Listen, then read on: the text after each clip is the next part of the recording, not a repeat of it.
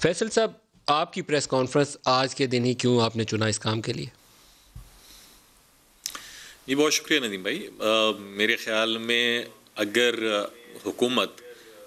کابینہ میں اکثریتی رائے کے ساتھ مردم شماری پر ایم کیو ایم کے تحفظات کے باوجود اس کو کثرت رائے سے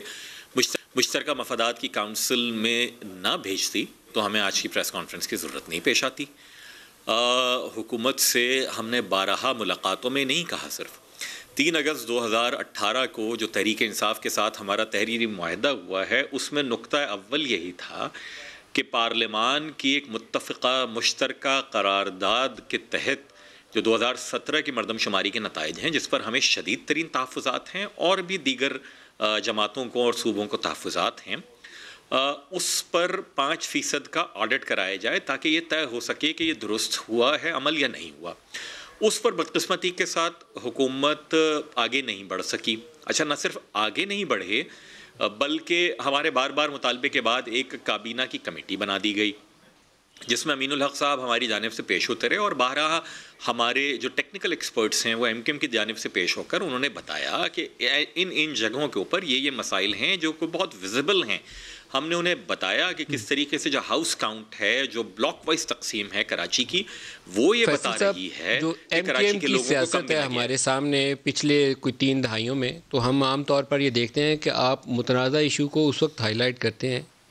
یا تو اس کے بدلے میں آپ بارگیننگ کرتے ہیں، آپ کو کوئی سیاسی مزید حصہ مل جاتا ہے، ایک اضافی وزارت مل جاتی ہے، کوئی کراچی کے فنڈز کا ایشو ہو وہ ریزالو ہو جاتا ہے، یا پھر اپنی راہیں اس وقت جدا کرتے ہیں کہ آپ نے کسی اور طرف دیکھنا ہوتا ہے، حالات بدل رہے ہوتے ہیں، سیاست کا رخ بدل رہا ہوتا ہے. اس وقت صورتحال کون سی؟ ندیم بھائی، آپ اپنے تجزیے میں بالکل اب 100% حق بجانب ہیں،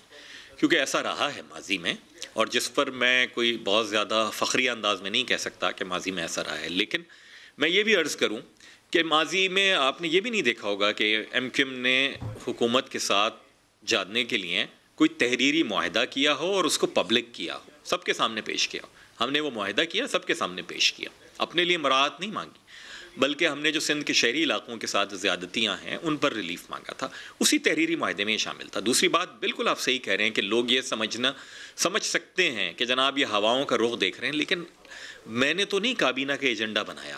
ایم کیو ایم نے تو نہیں کابینہ کے ایجنڈے میں یہ مردم شماری کا مسئلہ ڈالا تھا، ایم کیو ایم نے تو نہیں کابینہ کے ارکان کو، کابینہ میں تو جو کراچی سے منتخب اور کراچی سے تعلق رکھنے والے اتنے سارے وزراء ہیں ان سب کو چاہیے تھا کہ وہ امین الحق صاحب نے جو بات کی، جو اختلافی نوٹ دیا،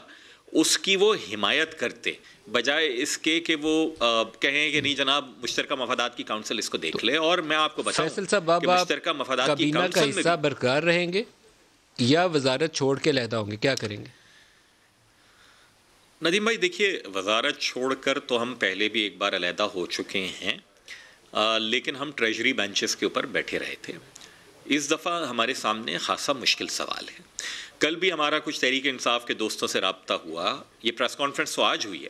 ہماری کل ان سے بات ہوئی تھی کہ وزیر اعظم صاحب کو چاہیے کہ وہ ایک نئی مردم شماری کی تیاریوں کا اعلان کریں. وزیر اعظم صاحب کو یہ چاہیے کہ اٹارنی جنرل کو کہیں کہ ایم کیو ایم کی پٹیشن 2016-17 سے سپریم کورٹ میں موجود ہے مردم شماری کا حصہ رہیں گے یا علیحدہ ہو رہے ہیں؟ واضح جواب. جی میں آپ کو عرض کروں، کل ایم کیو ایم کی رابطہ کمیٹی کی میٹنگ ہے دوپہر بعد نماز جمعہ، اس کے بعد ہم ایک پریس کانفرنس کرنے جا رہے ہیں، تو اس میں ہم سارے کے سارے آپشنز کو زیر غور لائیں گے. لیکن میں حکومت کو دیکھیں، میں بڑا عقل پر ماتم کرتا ہوں تحریک انصاف کے سیاسی دوستوں کی،